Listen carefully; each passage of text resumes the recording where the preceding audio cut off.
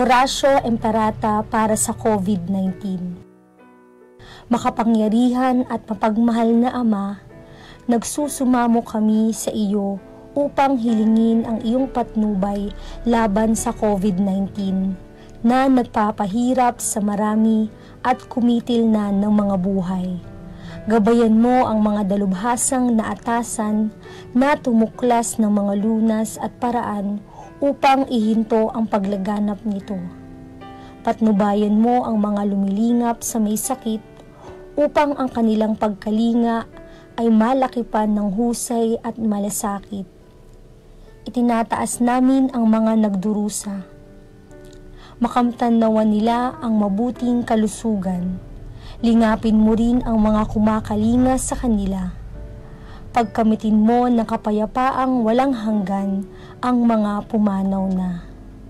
Pagkalooban mo kami ng biyaya na magtulong-tulong tungo sa ikabubuti ng lahat. Pukawin sa amin ang pagmamalasakit sa mga nangangailangan. Nagsusumamo kami na iyong ihinto na ang paglaganap ng virus at ipag-adya kami sa lahat ng mga takot.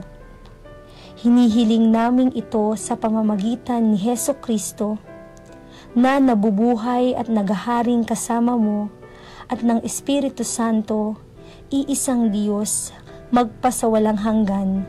Amen. Dumudulog kami sa iyong patnubay, mahal na Ina ng Diyos. Pakinggan mo ang aming mga kahilingan sa aming pangangailangan at ipag-adya mo kami sa lahat ng kasamaan. Maluwalhati at pinagpalang Birhen. Amen. Mahal na Birhen, mapagpagaling sa may sakit, ipanalangin mo kami. San Rafael Arkanghel, ipanalangin mo kami. San Roque, ipanalangin mo kami. San Lorenzo Ruiz, ipanalangin mo kami. San Pedro Calungsod, ipanalangin mo kami.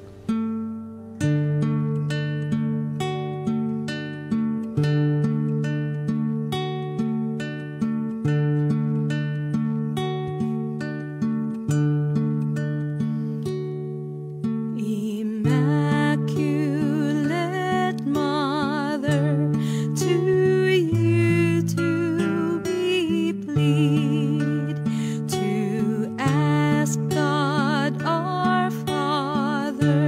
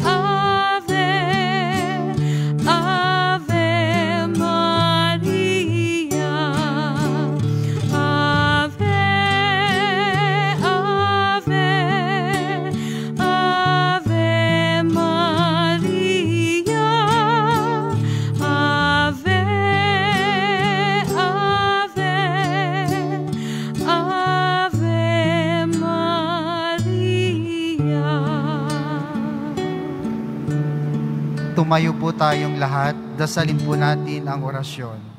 Sa ngalan ng Ama, ng Anak, at ng Espiritu Santo. Amen. Nagbalita ang anghel ng Panginoon kay Santa Maria. At siya'y naglihila lang ng Espiritu Santo. Aba, Ginoong Maria, napupuno ka ng grasya. Ang Panginoong Diyos ay sumasa iyo. Bukod kang pinagpala sa babaeng lahat, at pinagpala naman ang iyong anak na si Jesus. Santa Maria, Ina ng Diyos, ipanalangin mo kaming makasalanan, ngayon at kung kami mamamatay. Amen. Narito ang alipin ng Panginoon. Maganap nawa sa akin ayon sa wika mo. Aba, Ginoong Maria, napupuno ka ng grasya. Ang Panginoong Diyos ay sumasa iyo.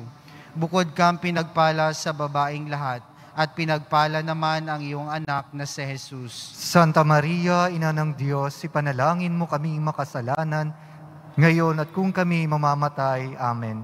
At ang salita ay nagkatawang tao. At nikapamuhay sa atin. Aba, Ginoong Maria, napupuno ka ng grasya. Ang Panginoong Diyos ay sumasa iyo. Bukod kang pinagpala sa babaeng lahat, at pinagpala naman ang iyong anak na si Jesus. Santa Maria, Ina ng Diyos, ipanalangin mo kaming makasalanan, ngayon at kung kami mamamatay. Amen. Ipanalangin mo kami, Santa Ina ng Diyos, nang kami maging dapat makinabang sa mga pangako ni Kristo. Manalangin tayo. Panginoon naming Diyos, kasihan nawa ang aming kaluluwa ng iyong mahal na grasya, at yayamang dahilan sa pagbabalita ng anghel, ay nakilala namin ang pagkakatawang tao ni Jesucristong anak mo. Pakandungan sa pagpapakasakit at pagkamatay sa krus, ay papakinabangan mo kami ng kanyang pagkabuhay na magmuli sa kaluwalhatian sa langit, alang-alang kay Jesucristong Panginoon namin. Amen.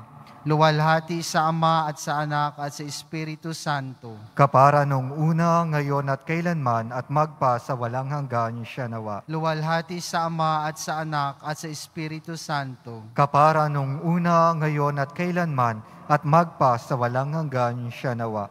Luwalhati sa Ama at sa Anak at sa Espiritu Santo. Kapara nung una, ngayon at kailanman, at magpa sa walang hanggan siya nawa. Sa ngalan ng Ama, ng Anak, at ng Espiritu Santo. Amen.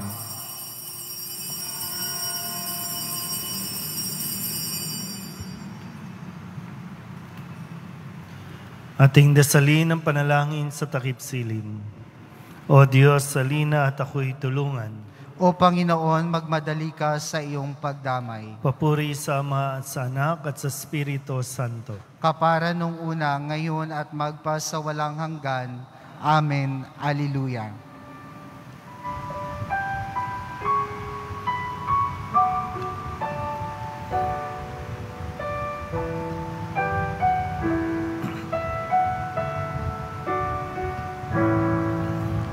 Ako'y iyong siniyasat, batid mo ang aking buhay, at lahat ng gawain ko, pawang iyong nalalaman, ang lahat ng gawain ko sa iyo ay hindi dingit, kahit ikaw ay malayo. Batid mo ang aking isip, kahit ikaw ay malayo. Batid mo ang aking isip.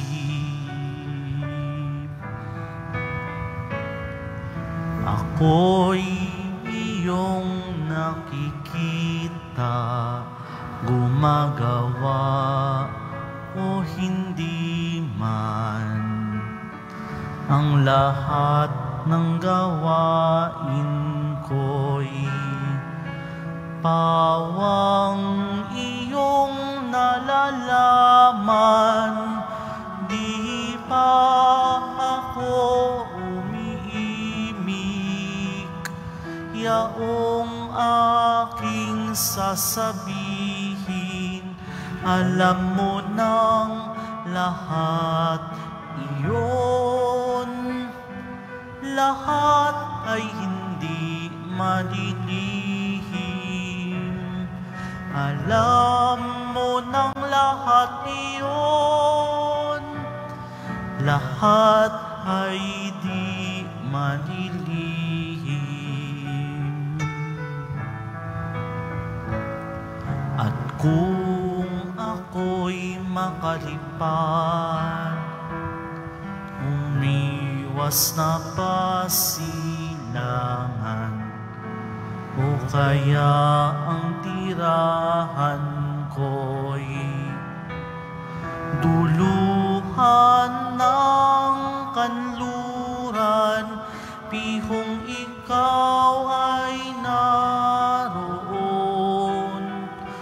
upang ako'y pangunahan, matatagpo kita roon, upang ako ay iyong tulungan.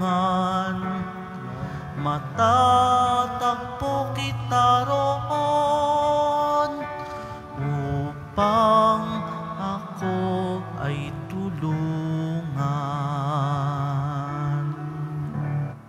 Unang antipona. Kayo ang mga lingkod kong nananatiling tapat sa akin sa mga oras ng pagsubok. Kayo ang mga lingkod kong nanatiling tapat sa akin sa mga oras ng pagsubok.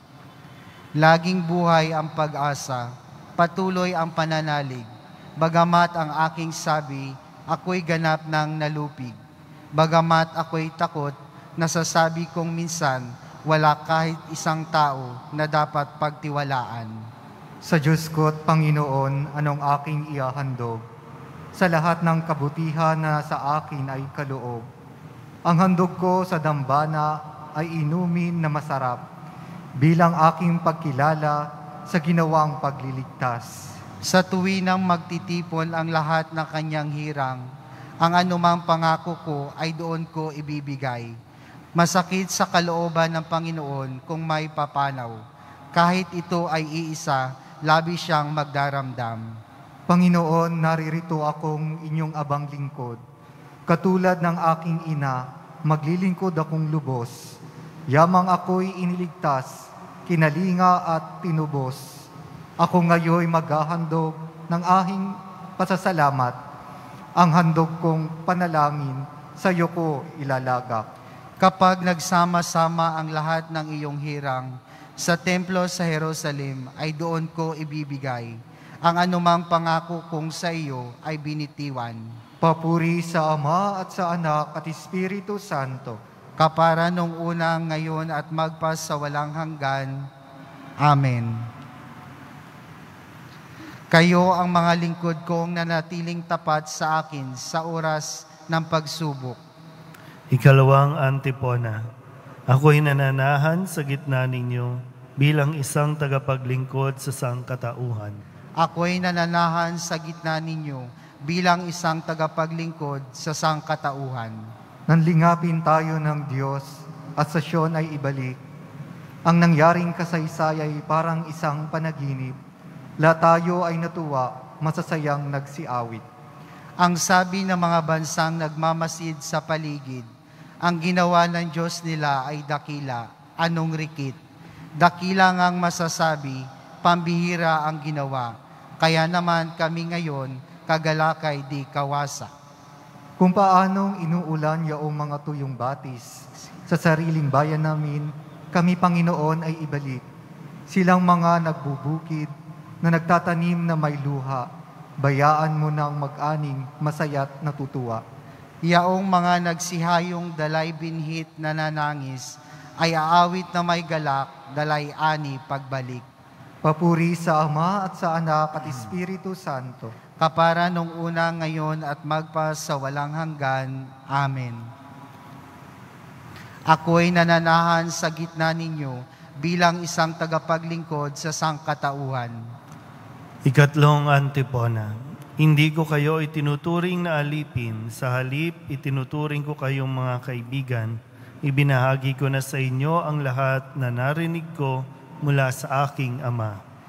Hindi ko kayo itinuring na alipin, sa halip itinuring ko kayong mga kaibigan. Ibinahagi ko na sa inyo ang lahat na narinig ko mula sa aking Ama. Magpasalamat tayo sa Diyos at Ama ng ating Panginoong Hesukristo. Pinagkalooban niya tayo ng lahat ng pagpapalang espiritual dahil sa ating pakikipag-isa kay Kristo. At sa ating ngam pakikipagkaisang ito, hinirang na niya tayo bago pa nilikha ang sanlibutan upang maging banal at walang kapintasan sa harapan niya. Dahil sa pag-ibig ng Diyos, tayo'y Kanyang itinalaga upang maging mga anak niya sa pamamagitan ni Hesukristo. Iyan ang Kanyang layunin at kalooban. Purihin natin siya dahil sa Kanyang kahangahangang pagkalinga sa atin sa pamamagitan ng Kanyang minamahal na anak. Tinubos tayo ni Kristo sa pamamagitan ng Kanyang kamatayan at sa gayon pinatawad na ang ating mga kasalanan. Gayon kadakila ang pag-ibig na ipinadama niya sa atin. Binigyan niya tayo ng karunungan at kabatiran upang lubos nating maunawaan ang Kanyang lihim na panukala na isa sa katuparan sa pamamagitan ni Kristo pagdating ng takdang panahon. Ang panukalang ito ay pag-isahin kay Kristo ang lahat ng nasa langit at nasa lupa. Papuri sa Ama at sa Anak at sa Espiritu Santo. Kapara nung una, ngayon at magpa sa walang hanggan. Amen. Hindi ko kayo itinuring na alipin, sa halip itinuring ko kayong mga kaibigan. Ibinahagi ko na sa inyo ang lahat na narinig ko mula sa aking Ama. Pagbasa mula sa sulat ni Apostol San Pablo sa mga taga-Epeso. At binigyan niya na ang ilan ng kaloob upang maging ang mga apostol, ang iba na may mga propeta, ang iba'y ibanghilista, at ang iba may pastor at guro. Ginawa niya ito upang ihanda sa paglilingkod ang lahat ng mga banal para sa ikatitibay ng katawan ni Kristo ang simbahan hanggang makamta natin ang iisang pananampalataya at pagkilala sa anak ng Diyos at maging ganap ang ating pagkatao ayon sa pagiging ganap ni Kristo. Ang salita ng Diyos. Salamat sa Diyos. Ipahayag ninyo sa sandaigdigan ang kaluwalhatian ng Diyos. Ipahayag ninyo sa sandaigdigan ang kaluwalhatian ng Diyos. Ipalaganap ang kanyang mga kahangahangang gawa sa sangkatauhan. Ang kaluwalhatian ng Diyos. Papuri sa Ama at sa Anak at sa Espiritu Santo. Ipahayag ninyo sa sandaigdigan ang kaluwalhatian ng Diyos. Papuring awit ni Maria. Antipona. Kapag ang lahat ng bagay ay nagpanibago at ang anak ng tao ay nakaluklok sa kaluwalhatian, ikaw ay mauupo sa paghuhukom sa 12 lipi ng Israel. Kapag ang lahat ng bagay ay nagpanibago at ang anak ng tao ay nakaluklok sa kaluwalhatian, ikaw ay mauupo sa paghukom sa 12 lipi ng Israel. Ang puso ko'y nagpupuri sa Panginoon at nagagalak ang aking espiritu dahil sa Diyos na aking tagapagligtas, sapagkat nilingap niya ang kanyang abang lingkod. At mula ngayon ako'y tatawaging mapalad ng lahat ng salinlahi, dahil sa mga dakilang bagay na ginawa sa akin ng makapangyarihan, banal ang kanyang pangalan. Kinahabagan niya ang mga may takot sa kanya sa lahat ng salit-salinlahi. Ipinakita niya ang lakas ng kanyang mga bisig. Pinangalat niya ang mga palalo ang isipan. Ibinagsak niya ang mga hari mula sa kanilang trono at itinaas ang mga nasa abang kalagayan. Binusog niya ng mabubuting bagay ang mga nagugutom at pinalayas niyang wala ni anuman ang mayayaman. Tinulungan niya ang kanyang bayang Israel bilang pagtupad sa pangako niya sa ating mga magulang, kay Abraham at sa kanyang lahi magpakailanman. Papuri sa Ama at sa Anak at sa Espiritu Santo. kapara nung una ngayon at magpa sa walang hanggan. Amen. Kapag ang lahat ng bagay ay nagpanibago at ang anak ng tao ay nakaluklok sa kaluwalhatian, ikaw ay mauupo sa paghukom sa 12 lipi ng Israel. Itinayo ng Panginoong Hesus ang kanyang mga banal na bayan sa ibabaw ng kinasasaligan ng mga apostol at mga propeta. Tayo ay manalangin ng may pananampalataya. Panginoon, alalahanin mo kaming nagsusumikap mamuhay sa kabanalan. Ama, binuhay mo ang iyong anak na aming mabuting pastol mula sa mga patay. Naway gawin mo kaming saksi saan man dako ng daigdig. Manalangin tayo. Panginoon, alalahanin mo kaming nagsusumikap mamuhay sa kabanalan. Ipinadala mo sa amin ang iyong anak upang magpahayag ng mabuting balita sa maralita. Tulungan mo kaming maipahayag ang mabuting balita sa lahat ng iyong mga nilikha. Manalangin tayo. Panginoon, alalahanin mo kaming nagsusumikap mamuhay sa kabanalan. Ipinadala mo sa amin ang iyong anak upang maipahayag ang buhay na walang hanggan. Naway tulungan mo kaming pagyamanin ang mga ipinunla sa amin ng iyong anak, nang sa gayon aanihin namin ang kagalakan ng muling pagkabuhay. Manalangin tayo. Panginoon, alalahanin mo kaming nagsusumikap mamuhay sa kabanalan.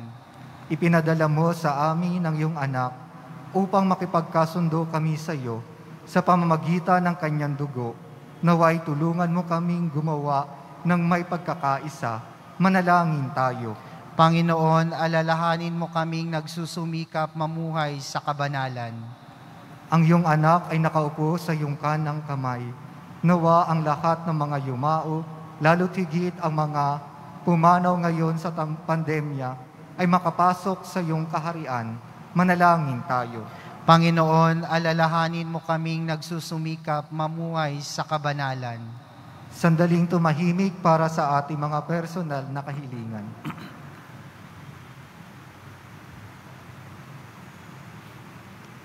Ating idalangin ang katatagan ng pananampalataya at kagalingan ng katawan at kaluluwa ng mga biktima ng COVID-19 na mga kalamidad at sakuna, kalakasan at mabuting kalusugan para sa lahat ng frontliners sa buong daigdig.